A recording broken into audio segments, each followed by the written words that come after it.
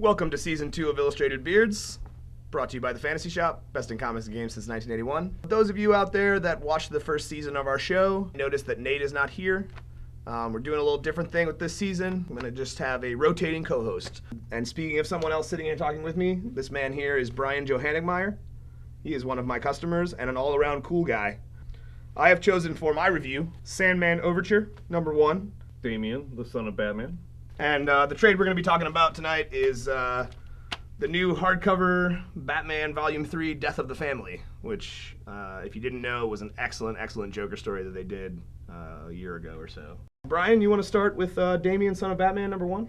Sure. Written and illustrated by Andy Kubert. Phenomenal artist. I've never seen him do any writing up until this point, but I was pleasantly surprised. I thought that it was very interesting that he basically kind of follows through with all the stuff that he was kind of born with genetically. That is not the way that Bruce would have wanted him to do things. He's a killer. His methods are incredibly brutal, and that's saying something because Batman's a pretty brutal guy on his own.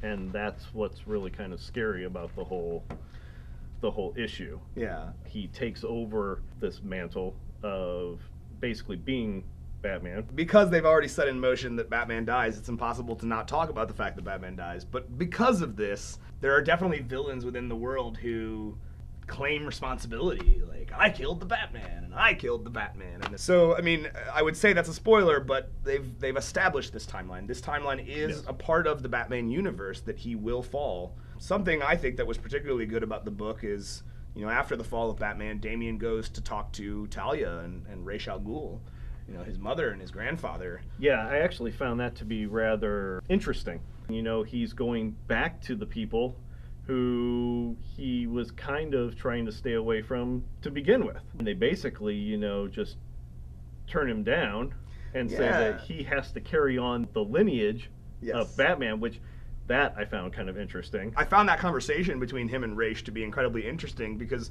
the way Ra's words it is very interesting. You know, the Batman line is an honorable one. It is your destiny, your right by birth to take this and carry it on and go on with it. And it is, you know, worth saying, back in season 1, we reviewed the issue of Batman Incorporated where they killed the character of Damian. You know, many of you out there might be saying, oh, well, how is he back? And blah, blah, blah, and all that. Right. It is implicitly stated this is a clone. They have an army of clones of Damian. Right. I mean, there's a lot of them, and the idea being they were trying to breed out this childish need that he wants to be a hero. Clearly what this story is telling us is you just can't get rid of that.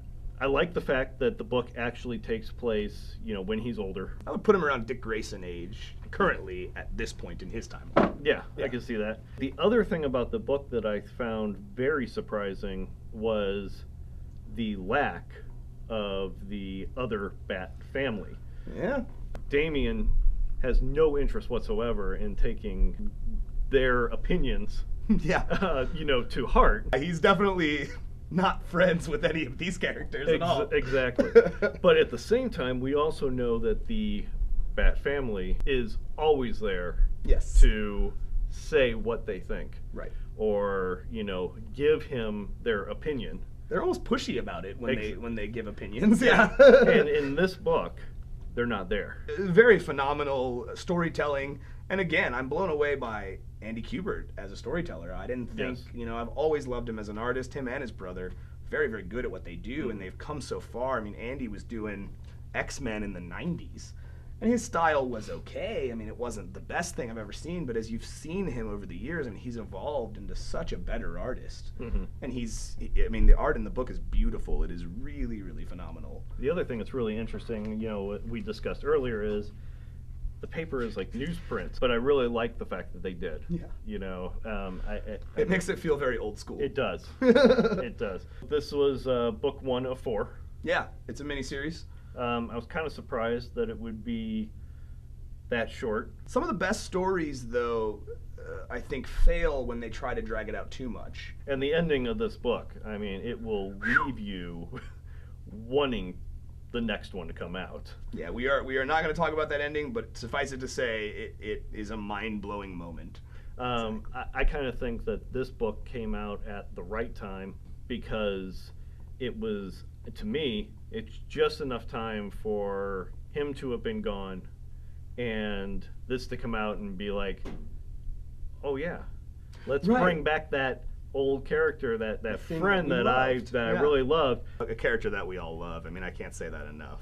But yeah, Damien, son of Batman, number 1 of 4 is on my shelf now. I mean, the pile is getting thin. So if you want to check this out, come grab it up before they're gone, because it's really a fantastic read, and it does so much to further the Batman world. So my review tonight is Sandman Overture, number 1. Neil Gaiman and J.H. Williams are telling this story, and everybody knows who Neil Gaiman is. I mean, he's become such a household name in this world now. He tells the story of a character called Dream, who is literally the Sandman. The characters in this book only exist because we dream. Right. And Dream is the controller of all of this. He is the lord of this world, if you will. There's a level of skepticism that I had. I mean, I was excited to see more Sandman, but I was also a little skeptical about, can we capture something that we've already closed the book on? And man, I can tell you, number 1 is a phenomenal story that will, wow you, it will amaze you, it will confuse you. I mean, there are so many things I felt when reading this story. I can't even begin to describe all of them. And if you've never read Sandman before, guess what? It's a prequel. Yeah, Brian over here, he's never had any experience with Sandman. And that's why this is perfect. I mean, if you've never read the character before, this gives you a chance to start from book 1. But this issue specifically, I mean, J.H. Williams, I don't need to sell Neil Gaiman. Neil Gaiman is fantastic at what he does, and he's been doing it for so long. Nobody doubts his ability to masterfully craft a tale. But J.H. Williams is somebody who never did art for Sandman in the past, and you might recognize him from things like Batwoman. He does things with panels that no other artist working in this business does. There are panels that you look at and you have to literally study them for a minute to understand which order to read these panels in. It's something that sucks you in and makes you want to read the story and enjoy it. And he has panels that are normal. Some of the things that were really amazing to me is how this world is crafted. I mean, how it looks, how it feels. I mean, you as someone who's never read it before must have felt the same.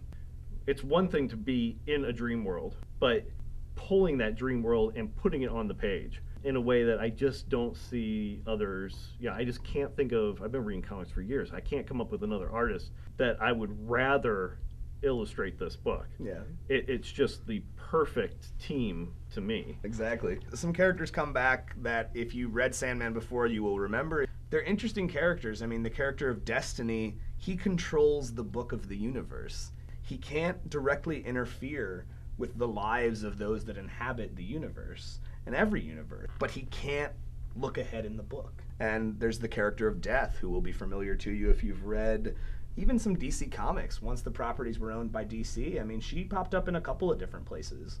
She looks at her life as a circle. There is not a moment of her future, her past, or her present that she's not aware of at all times. That provides a very interesting characterization. This moment where we meet Death in this story, she's talking to Destiny, and she kind of makes a joke like, well, you could always flip ahead. Right. And he says, I cannot. And she's just like, oh, it's just kidding. She's kind of a whimsical character, which you would not expect. I mean, most portrayals of Death aren't that way. It all kind of comes to a really weird conclusion. Dream is called away, galaxies away. He's pulled across the cosmos, and he describes it as painful. And what he finds in this existence is a version of himself from every reality. It's a beautiful fold-out page that they do that has all of these different versions of Dream on it. And the best thing about it is some of them are very funny looking. Like there's one where he's a cat. There's one where obviously he's a giant, because all we see is his big giant arm in the picture. But they all kind of have that same like face. But so yeah, I mean they craft a pretty confusing tale of how Dream's world works. So, reading the first issue, you're going to get done with it and you're going to be confused. But that is what a Sandman book is. Now, you didn't tell them the worst part of the book. What's that? That it comes out every other month. Oh, God. Right. So, yeah, you get to this ending where you're confused and you want answers, and now we got to wait 2 months for the next one. So, yeah, Sandman Overture, #1, Vertigo. There are 2 separate covers. Both are amazing. It's on my shelf now. Check it out. And we come now to the trade, which, oh man, this thing is beautiful. It is Batman numbers 13 through 17. When they launched this New 52 initiative, Detective Comics issue 1 ended with the Joker literally getting his face carved off. And then the whole first year of DC, we didn't see it. You know, in the back of your mind, when are we going to do this? And guess what? It happened. And the return of the Joker, this story was called Death of the Family. He targets the people in Batman's life that, from his perspective, these kids and these other characters that he surrounds himself with are a weakness in his life. And the Joker, from his own perspective, is all the Batman needs. Batman's the king of Gotham, and the Joker is his jester. And, you know, and that's all Those are you his need. words. Yeah, I mean, those are all that you need to come up with that idea. When I first was reading the books, and that's what the Joker was saying, I was just like, this is phenomenal. Yeah, talk about a reinvention of the character. I mean, there have been many people who have tried to tell their own version of who this character is, and they've all kind of had various similarities between them. But Scott Snyder has done something that none of those writers have done. Mm-hmm. He has literally changed who this character is and will be. Yeah, I mean, like you said, he goes through and he targets each person and really takes it to what could have been a very gruesome ending. It changes your perspective on not only Batman, but on everyone in his life. I mean, and it changes their perspectives. That's something that, in a way, you can say the Joker did win. Because in the aftermath of the story, they're disconnected. You know, Bruce is going to have them all over at the end of the story to talk about what happened and to kind of cope with it. And they all kind of come up with an excuse. And we see that they're doing nothing. You know, they're lying to him because they don't want to confront this. So in a way, the Joker won. He did weaken them as a family. And, you know, Bruce just really wants to handle it in his normal Batman way. Sure. You know, okay, well, let's sit down and talk about it. Everything is fine. Right. Let's go fight crime. Exactly. You know. We could go on and we could talk about this at length, I'm sure. Oh, yeah. But one thing I do want to say as kind of a final impressive thing about what they've done with the Batman stories leading up to this and this one itself is Greg Capullo. I mean, good God. Mm-hmm. The man knows how to draw. He does things in a way where kind of they almost feel cartoony, but that is so good for this story.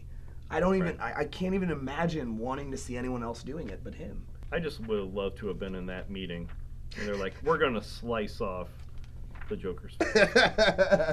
I just think that the reactions that you would get. Yeah, I just think that would have been a great meeting to be in. Just one final thing to say: Batman punches a horse.